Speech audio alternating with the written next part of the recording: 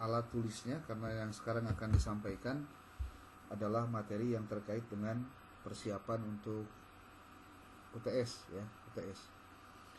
Jadi UTS-nya minggu sekarang dimulai, dikumpulkannya tanggal 3 Mei jam 6 terakhir. Dikirim ke email dan dikirim juga ke link untuk cek Turnitin. Nah, yang dilakukan oleh kalian adalah menelaah dan menganalisis bagian evaluasi pembelajaran yang terdapat di dalam buku yang sudah menjadi bagian masing-masing. Kita coba jelaskan hal tersebut dengan memberikan penjelasan-penjelasan teknis supaya kalian nanti tidak merasa khawatir bagaimana cara mengerjakannya. Oke.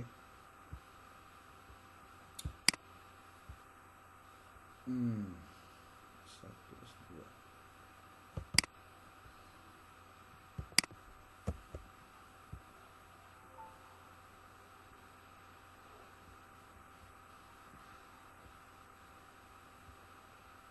Oke, filenya kelihatan belum?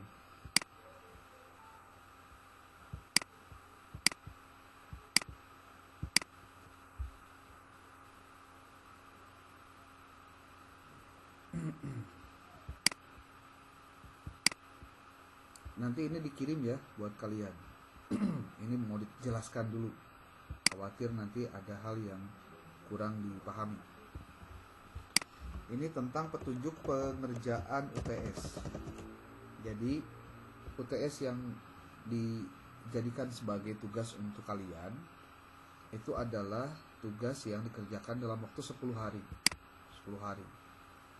Jadi kalau sampai tidak mengirimkan atau pengirimannya tidak maksimal, itu pasti akan dikembalikan lagi, bahkan ditandai sebagai orang yang tidak layak untuk mendapatkan lulus dari nilai mata kuliah evaluasi pembelajaran. Dikirim ke email musafna77@gmail.com dan http://std257g9. Paling lambatnya hari Rabu tanggal 3 Mei 2024. Ya. Berarti 2 minggu apa seminggu ya? Seminggu lebih lah. Sekarang tanggal 24, tanggal 3. Oh, rambutnya Jumat, sorry bukan Rabu. Berarti ini Jumat, sorry ya. Kok Rabu sih? Jumat. Di bawah ini akan ditampilkan petunjuk pengerjaannya. UTS ini sifatnya individual untuk menganalisis buku PAI atau rumpun PAI sesuai dengan pembagiannya masing-masing. Yang akan dianalisis dari buku PAI tersebut adalah bagian evaluasi pembelajarannya atau penilaiannya. Ditambahin deh, yang dikritik atau dikonfirmasi dengan teori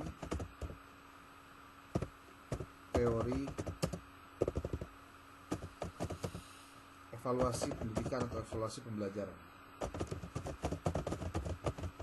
Kan banyak tuh teori-teorinya sudah disampaikan dari mulai pertemuan pertama. Hasil dari UTS ini ditulis oleh mahasiswa dengan mengikuti gaya penulisan dari artikel jurnal ilmiah. Nah, berarti apa yang harus dilakukan oleh kalian? Yang dilakukan oleh kalian adalah pertama, mahasiswa mendownload buku yang menjadi bagiannya, itu pasti. Ya, kalau tadi 2 orang itu tidak ada, cari yang lain deh, ya. Yang penting dikeluarkan oleh Kementerian Agama, yang itu adalah buku teks utama. Jadi ini Bapak jelaskan sedikit ya, bahwa berdasarkan Undang-Undang Nomor 3 Tahun 2017 tentang sistem perbukuan dan PP Nomor 75 Tahun 2019 tentang peraturan perundang-undangan penjelas tentang Undang-Undang Nomor 3 2017 itu ditemukan bahwa buku itu dibagi 2. Ada buku teks ya, dan ada buku non-teks.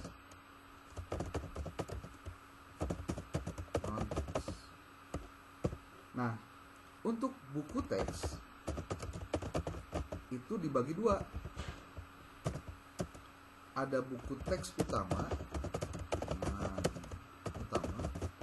Yang kedua, ada buku teks pendamping. Nah, pahami dulu bahwa yang akan kita bahas itu nanti adalah buku teks utama. Buku teks utama itu adalah buku teks yang wajib disediakan pemerintah, yang digunakan nanti sebagai panduan guru dan siswa untuk melakukan proses pembelajaran untuk semua mata pelajaran. Nah, berdasarkan Undang-Undang Nomor 3 2017 tentang sistem perbukuan, untuk buku-buku yang terkait dengan agama itu ada di pasal 6. Di pasal 6 nih. Untuk masalah buku-buku agama diserahkan kepada lembaga atau kementerian yang ngurusin masalah agama. Berarti dalam hal ini, kalau untuk masalah buku pendidikan agama diserahkan kepada Kementerian Agama. Nah, selama ini yang mengerjakan atau yang membuat untuk buku PAI itu adalah Direktorat PAI Pendis. Ada lagi, ini direktorat ya, direktorat unit eselon 2, Direktorat PAI. Nah, untuk apa sebutnya tuh, untuk yang ini dibagi. Nah, untuk yang PAI madrasah, yang Quran, hadis, fikih, akidah, akhlak, termasuk bahasa Arab, PAI madrasah plus bahasa Arab, itu dikerjakan atau disebutnya digarap oleh KSKK, Direktorat KSKK. Direktorat KSKK itu Direktorat Kurikulum, Sarana Prasarana Kesiswaan dan Kelembagaan. Nah, itu ya. Nah, adapun buku yang sekarang ada dipegang oleh kalian itu adalah buku teks utama yang yang dikeluarkan oleh Kementerian Agama. Nah, berarti buku teks utama itu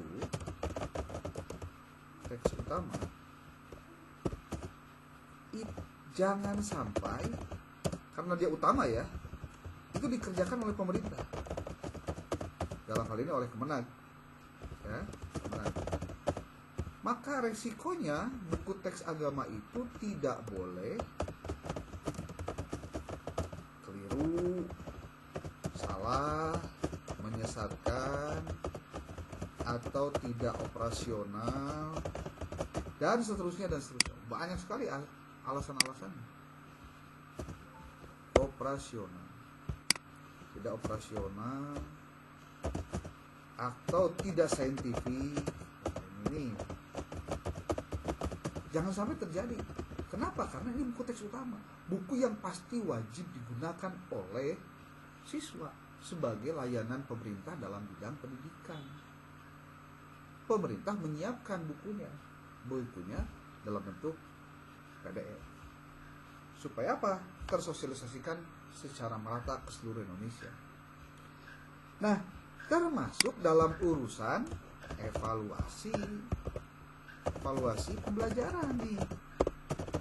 Kenapa kemudian kita karena kita fokusnya dalam bidang evaluasi pembelajaran, karena memang mata kuliahnya evaluasi pembelajaran, dan khusus untuk pembelajaran PAI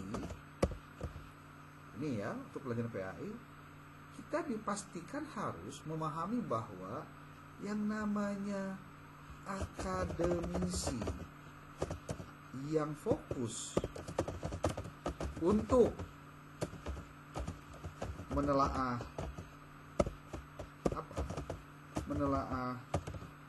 evaluasi yang terdapat di dalam buku teks utama masih sangat jarang, untuk menyebut tidak ada sebetulnya ya, jarang banget. Nah, sekarang kita mencoba. Nah, dari mana kita tahu kok jarangnya akademisi yang mengkaji terkait evaluasi pembelajaran apalagi mata pelajaran PAI? Coba aja lihat riset sebelumnya. Riset sebelumnya. Rata-rata adanya untuk skripsi, tesis, tapi sayangnya tidak terpublikasikan. Nah, ini persoalannya. Riset ini kalau kalian lihat ada di, kalau Anda ya lihat di kayak di mana? Di riset skripsi gitu. Skripsi atau tesis itu ada yang membahas tentang itu, tentang butir soalnya itu riset ini tentang apa? Tentang pembelajaran, evaluasi pembelajaran. Ada. Walaupun jumlahnya tidak banyak sekali lagi. Nah, apa kepentingan kita mengkaji tentang evaluasi? Kok segitunya buku itu harus dikaji? Supaya kita bisa memberikan masukan, pertama kali untuk memastikan ini bisa dijadikan sebagai dasar dalam penulisan pendahuluan dalam artikel Anda nanti. Memastikan bahwa buku teks utama mata pelajaran, nanti mata pelajarannya apa ya, terserah PAI kah atau di luar PAI, maksudnya Quran hadis fikih akidah akhlak gitu. Buku teks utama yang dikeluarkan oleh pemerintah telah sesuai dengan teori atau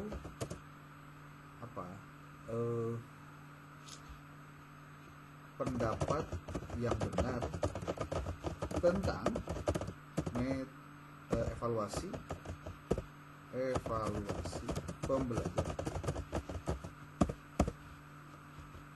Kemudian yang kedua, memberikan kritik dan saran masukan jika terdapat temuan yang bertentangan dengan apa? Dengan teori yang secara saintifik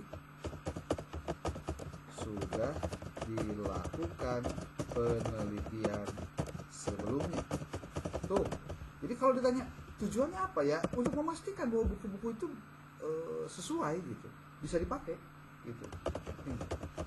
Kemudian yang kedua, memberikan kritik dan saran jika terdapat temuan yang bertentangan dengan bertentangan dengan teori atau yang secara saintifik sudah dilakukan penelitian sebelumnya gitu. Sehingga nanti guru ketika melakukan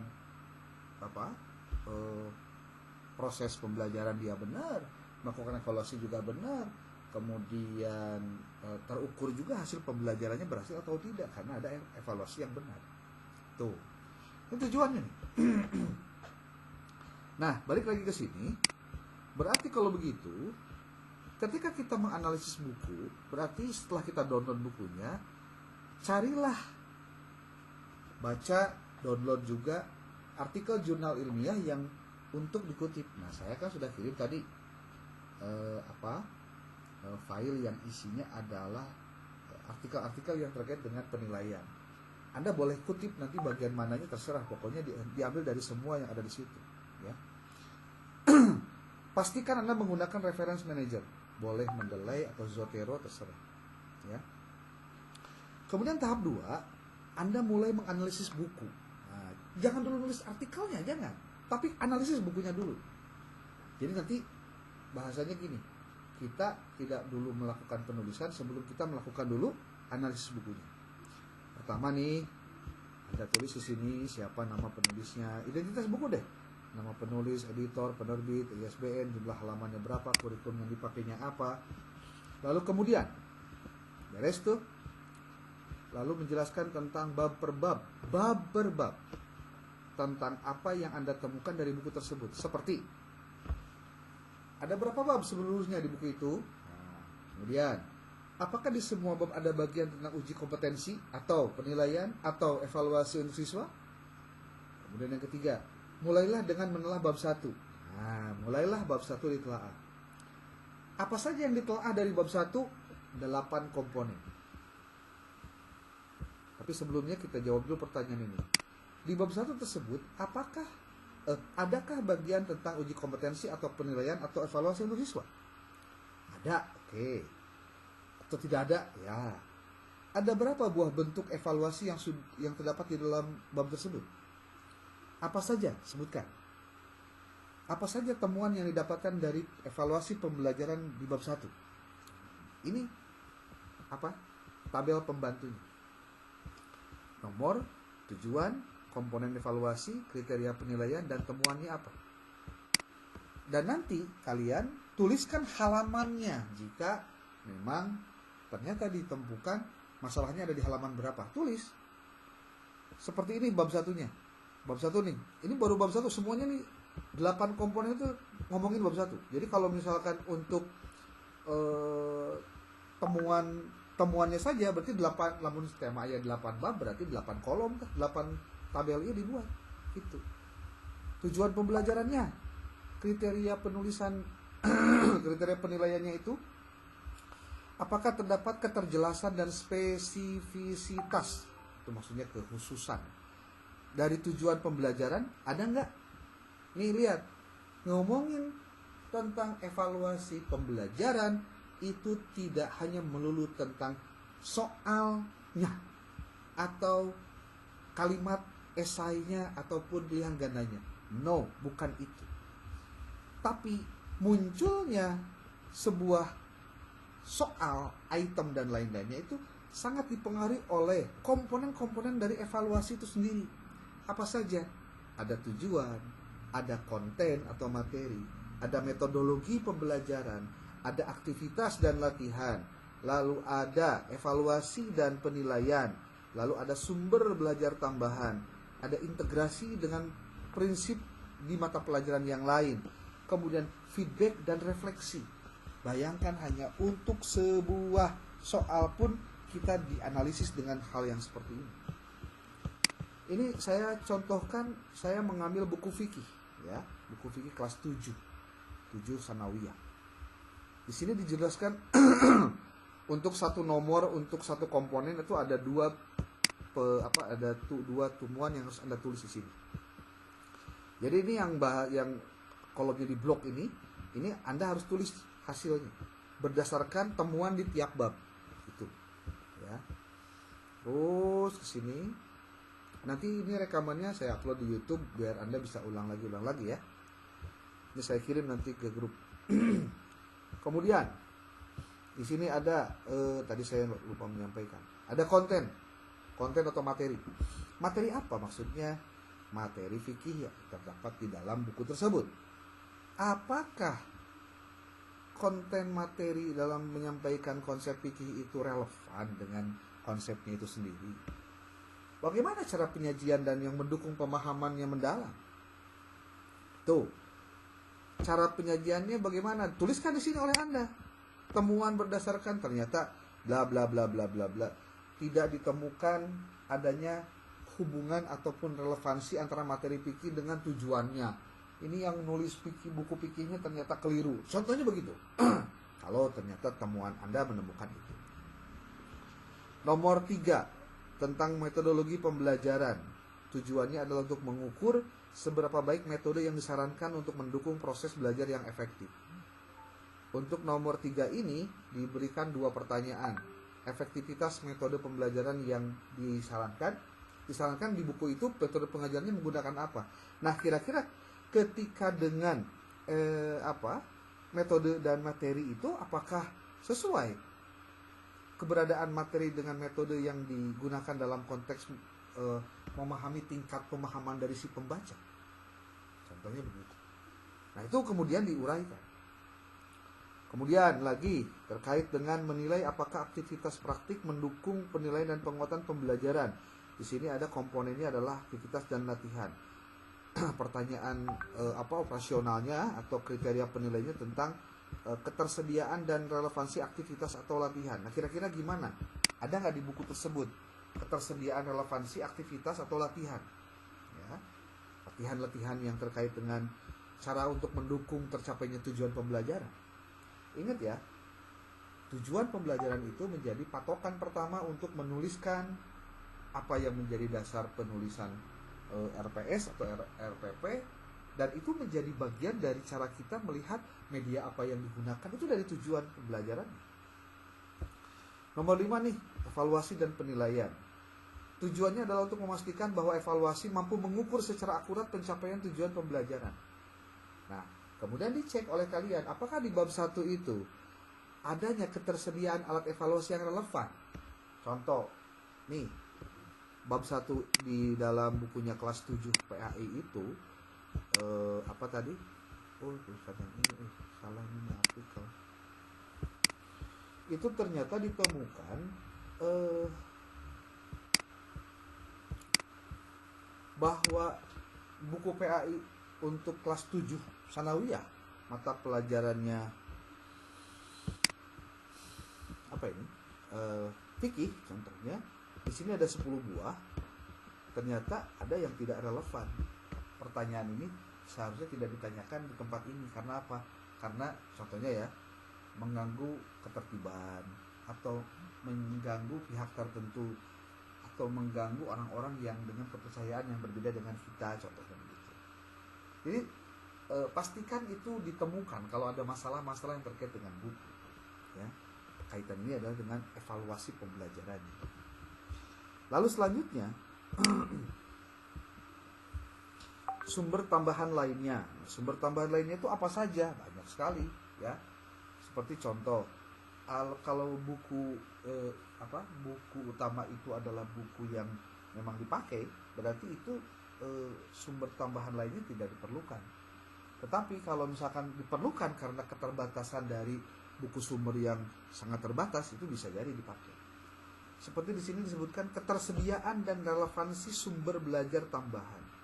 Di sini disebutkan, tuliskan apa yang Anda temukan di bab ini sesuai dengan kriteria penilaian. Jika tidak ditemukan, berikan catatan penjelas. Di sini ada aksesibilitas sumber tambahan bagi pembelajar. Seperti kalau misalkan, apakah ketika siswa tidak mendapatkan bahan, kemudian guru menyiapkan bahan tersebut di internet dan mereka bisa mendownloadnya, contohnya. Kalau misalkan dia bisa lakukan itu, berarti dia sudah membantu sumber belajarnya jadi lebih dekat dengan kebutuhan siswa. Nomor 7, mengukur seberapa baik materi terintegrasi dalam konteks fikih yang lebih luas. Integrasi dengan prinsip fikih lainnya. Ini karena pelajaran saya yang saya ambil itu bukunya buku fikih, maka kalimatnya jadi fikih, ya. Kalau ada bukunya PAI, ya PAI. Kalau misalkan untuk sekolah dasar, kalau untuk di Sanawiyah Aliyah ada fikih, Quran hadis, SKI dengan akidah akhlak, ya sesuaikan namanya sesuai dengan itu. Kemudian menilai keterlibatan dan kesempatan untuk merefleksi dan membantu. Di sini ada feedback dan refleksi. Inilah cara kita untuk bagaimana mendapatkan hal-hal yang positif dari buku yang kita baca. Gitu. Tulis juga, ini baru 1 bab nih. Berarti kalau 2 bab, ya berarti 2 kolom, 3 bab 3 kolom, 4 bab 4 kolom, terus aja, jadi makin banyak.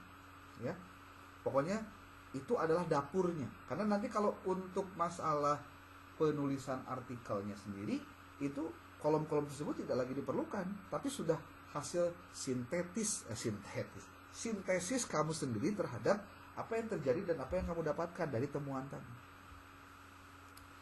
Nah, lanjutkan untuk bab berikutnya. Berarti masuk ke bab 2, bab 3, dan seterusnya. Kemudian nomor 5 dari bagian ini adalah lakukan analisis terhadap temuan pada tiap bab dengan mengikuti tabel di bawah ini. Kan tadi baru temuan nih, ya, baru temuan. Nah, sekarang temuan itu kita analisis. Bagaimana cara menganalisisnya? Saya buatkan tabelnya. Dan ini dilakukannya dilakukannya ini setiap bab, ya. Ini mungkin hanya 1 kali nih, 1 kali, bukan tiap bab ini. Oh, bener. Tiap bab. nganalisisnya, analisis tiap bab. Tuh, tujuan. Yang nanti akan oleh Anda diisi itu yang bagian di blok ini. Kalau blok yang tidak diwarnai itu tidak dilakukan proses pengisian apapun, kan itu soalnya. Tapi bagian ini silahkan Anda ganti sesuai dengan temuan penelitian Anda berdasarkan buku yang Anda baca. Pertama, komponen evaluasi itu dari tujuan. Deskripsinya apa dari komponen tadi? Bahwa kita ingin menilai apakah setiap bab memiliki tujuan pembelajaran yang jelas dan spesifik serta relevan. Berarti Anda baca apa? Baca KIKD-nya yang ada di dalam buku tersebut. Ada gak tujuan pembelajarannya? Apakah tujuan pembelajarannya berhubungan dengan materi yang disampaikan? Apakah materi yang disampaikan itu sesuai dengan metode yang dipakai guru yang disarankan dalam buku tersebut? Itu berkaitan terus antara perencanaan, pelaksanaan dengan penilaian. Jadi bukan sembarangan ya. Kedua, konten. Ada yang nggak ngerti konten itu materi. Ya, materi apa ya? Materi yang yang dievaluasikan. Analisis keakuratan dan relevansi materi dengan prinsip-prinsip fikih. Ada kebetulan fikih ya. Serta penyajian yang mendukung belajar. Apa saja yang dibahas 3 hal ini? Dari temuan buku, kemudian evaluasi bukunya. Ini bisa jadi teori, pakai teori-teori yang ada di dalam buku juga. Dan kemudian di sini adalah rekomendasi untuk peningkatan. Ini. Lalu di sini ada metodologi pembelajaran nomor 3. Kenapa kita harus mengkaji metodologi pembelajaran? Nih, deskripsikan metodologi yang digunakan dalam mengajar konsep yang terdapat dalam buku, khusus di bab itu. Disarankan menggunakan apa? Gitu. Nanti kamu cerita pas dicek, ternyata nggak cocok nih. Kamu bisa sampaikan bahwa ketidakcocokan itu diawali dari pemahaman mana. Siapa yang menulis sebelumnya? Tuh. Analisis kesesuaian metode dengan materi dan pembelajar, itu nganalisis, ya. Kemudian rekomendasi. Kira-kira ketika kamu tahu bahwa ketika sudah dianalisis hasilnya kurang bagus, terus bagaimana cara untuk meninggikannya? Nah, di situ kamu bilang di dalam ini nih. Di dalam rekomendasi untuk peningkatan di kolom terakhir atau kolom ke-6. Ini nomor 4, aktivitas dan latihan. Ada deskripsi modelnya. Ada juga evaluasi dan penilaian. Ada juga di sini temuan hasilnya, contoh alat evaluasi yang disediakan oleh buku. Kemudian nomor 6, sumber belajar tambahan. Dievaluasi ketersediaan dan relevansi sumber belajarnya. Nomor 7, integrasi dengan prinsip fikih lainnya. Di sini juga diurai tentang ulasan tentang kaitan bab. Jadi kayak gini. Apakah ketika membahas bab 1 itu ada hubungannya dengan bab 2, 3, 4, 5 sampai dengan terakhir? Ada nggak ketersambungan? Jangan-jangan jadi malah tersambung. Padahal buku agama. Tuh. Feedback dan refleksi. Di sini ada dijelaskan bagaimana feedback dan refleksi itu dalam buku ya, dalam buku. Kemudian di sini metode feedback dan refleksi yang dijelaskan atau diterapkan dalam buku apa? Ada nggak? Terdapat nggak? Gitu. Apakah proses ini efektif dalam mendukung pembelajaran? Si feedback dan refleksi itu. Nah, itu untuk kaitannya yang tadi evaluasi. Sekarang ketika coba analisis.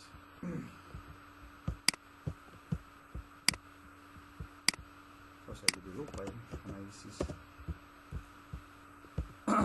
Untuk nomor terakhir, memperkenalkan mekanisme refleksi yang lebih sistematis dan yang teratur. Artinya gini, apakah di dalam buku PAI tadi yang fikih itu ada enggak tentang refleksi dan feedback yang muncul di dalam kata-kata yang terdapat dalam tiap bab atau dalam bab tertentu contohnya. Ya kalau itu ada, kemudian apakah itu bisa membantu mereka dalam mengefektifkan pembelajaran sehingga refleksi itu bisa membantu atau mendukung pembelajaran gitu. Karena banyak juga renungan-renungan tertentu yang tidak jadi masalah, jadi halkah anukur sekedar gugur kewajiban gitu, bukan betul-betul dilaksanakan. Nah, yang di blog itu diisi oleh mahasiswa, dan selanjutnya untuk semua bab lakukan hal yang sama. Jadi kalau misalkan babnya 7, ya 7 itu maksudnya 4 semester 1, 3 semester 2, kan ada dibagi 2 semester. Nah, jika diperlukan karena krusial itu artinya mendesak, saat Anda menuliskan artikel, bagian yang terdapat di buku PAI rumpun atau PAI tersebut bisa atau boleh dituliskan contoh soalnya. Itu bisa dipakai. tabel-tabel tiap bab ini adalah tabel pembantu sebagai bahan dalam penulisan artikel. Nah, ini yang menariknya nih. Boleh jadi nanti artikel kalian judulnya begini. Contohnya, evaluasi pembelajaran dalam buku fikih kelas 7 MTS terbitan Kementerian Agama. Pakai tahun ya. Agama tahun 2020. Menuju pembelajaran fikih yang lebih efektif. Kan ini bisa jadi baik tuh. Rumus pembelajaran yang baik itu adalah ketika mengkaji berdasarkan temuan di lapangan karena ada fenomena yang terjadi. Nah, begitu. Berarti tahap berikutnya nanti lihat jurnalnya dong. Nih, buat kalian yang belum pernah tahu jurnal itu kayak gimana dan lain-lainnya. Pak, saya pengen tahu, pengen masuk ke jurnal, bagaimana caranya biar jurnalnya nggak terlalu repot, gampang sebetulnya. Kalian kan sudah tadi dikirimi artikel-artikel tuh. Nah, masuk aja ke satu artikel, nanti jurnal itu kan mengkaji tentang pendidikan juga, berarti boleh dong nanti saya menuliskan di situ. Contoh nih, tahun 2021 masih ada orang yang nulis di sini International Conference. Wah, ini mah conference nggak begitu, ini harus jurnal ya, harus jurnal. Nah, contoh ini nih, Indah 2021.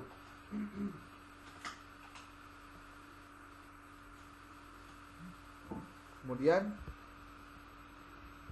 dia menulis ini, judul nama jurnalnya Muaddim, Islam Education Journal, Islamic Education Journal.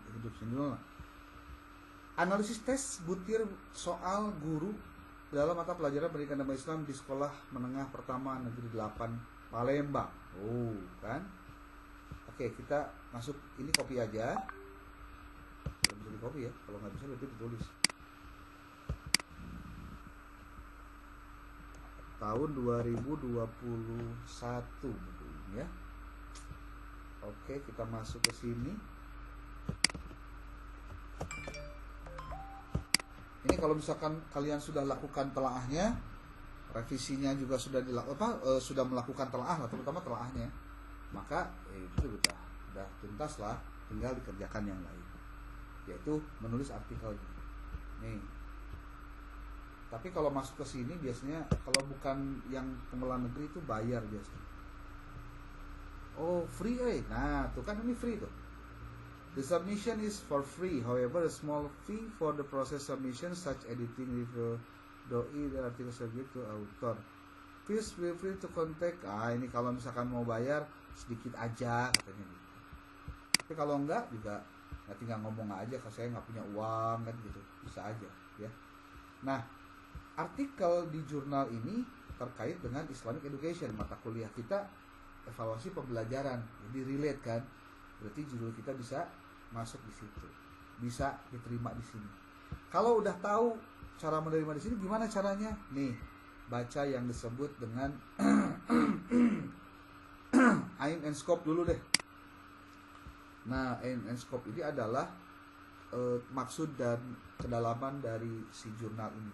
Dia akan menerima artikel yang isinya tentang apa. Di sini dijelaskan the radicalization of Islamic education, philosophy of Islamic education, Islamic education policy, gender and Islamic education, comparison of Islamic education, semua tentang pendidikan Islam. Terus tentang yang barusan kita buat, yang soal dari mata pelajaran dari buku-buku ya, itu apakah nyambungnya di mana? Nih, di kurikulum bisa. Oke. Di kurikulum nyambung di kurikulum ya. Kemudian bisa juga terkait dengan kebijakan, ada Islamic Education Policy. Kebijakan apa maksudnya? Kebijakan tentang buku. Itulah. Gimana sih? Ya. Nih, kalau sudah kamu ketemu ininya, aman berarti. Tinggal kamu klik template. Biasanya tiap jurnal ada template-nya. Klik template-nya. Nah, nanti download template-nya. Lalu mulailah menulis. Tuh, di sini ada contoh tulisannya. Di sini juga sudah disebutkan introduction, isinya apa saja. Kemudian kalau nyen tabel teh kudu kieu tantong make garis bawah deui, ieu geus dibejaan contohna siga kieu, contohna gitu. Kalau metode itu kayak gimana begini tuh. Kalau bikin tabel tuh begini. Kalau bikin apa ini? skala gambar tuh kayak gini. Ini kalau misalkan gambarnya kayak gini bisa kayak gitu. Jadi dibaca dulu apa? Author guideline, aturan penulisan. Dan biasanya aturan penulisan itu suka bersatu di dalam template. Tuh. Template itu ini, template. Begitu. Nanti tinggal ketik. Biasanya, nah, tolong dicatat nih baik-baik. Jangan sampai kurang referensinya 30 buah untuk artikel jurnal. Buku ya paling banyak 5 sampai 8. Itu. Jadi jangan sampai sedikit sekali referensinya. Bagaimana caranya supaya kita bisa tahu referensinya itu sedikit atau tidak? Ya kita harus bisa dong menuliskannya. Ketika nanti bikin apa? Bikin pendahuluan contohnya. Harus bisa. Bagaimana cara bikin pendahuluan?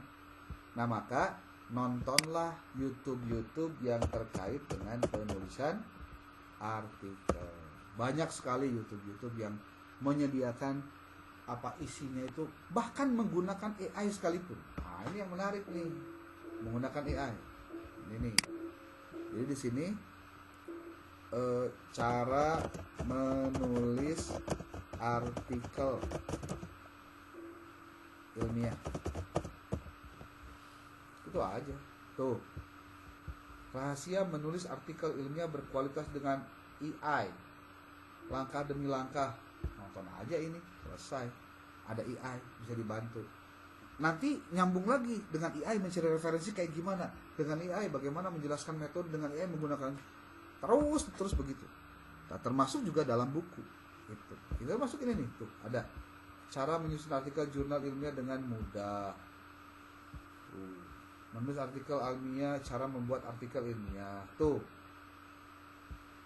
AI untuk penulisan artikel tutorial lengkap menulis dengan Genie.ai. Tuh. Nah, intinya mah begitu deh. Ya. Apa intinya deh? Intinya adalah kamu harus membuat berdasarkan template yang disediakan oleh jurnal itu. Nah, untuk judulnya nanti bisa macam-macam nih. Evaluasi pembelajaran dalam buku fikih kelas 5. Bisa juga nanti judulnya adalah bukan menuju pembelajaran fikih yang lebih efektif, tapi menuju kualitas pembelajaran yang lebih baik. Kan bisa begitu. Pokoknya tujuannya tergantung dari si penulisnya mau ngapain. Gitu. Oke. Ada pertanyaan? Kalau tidak ada, lebih baik nanti videonya diulangi lagi satu kali lagi. Setelah itu kalian lakukan pendalaman materinya dengan membaca banyak artikel, ya. Gitu. Pokoknya ini dibagikan, silakan nanti dijadikan bagian dari cara kalian mengerjakan tugas ini, ya. Ini untuk kelas A, B, dan C, ya. Oke. Ada pertanyaan? Silakan. Nah, izin bertanya, Pak. Ya. Ya, tadi yang dari Bapak itu sekarang langsung dikirimkan atau nanti malam? Kalau ini sekarang dikirim bisa. Ya. Kalau mudah-mudahan sih tidak ada halangan ya. Oke. Oke ya. Sip. Itu dulu, baca dulu petunjuknya, lihat dulu, download bukunya, baru nanti komentar belakangan ya. Oke, assalamualaikum warahmatullahi wabarakatuh.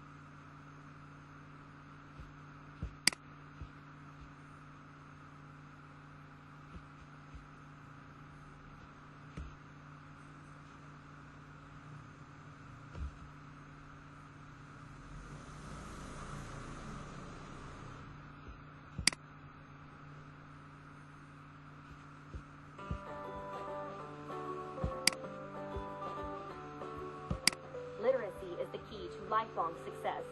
Raz Kids is an award-winning K-5 online reading resource kids use to practice reading and improve their literacy skills, anytime, anywhere. Students have access to a library of interactive ebooks offered at 29 different levels of reading difficulty.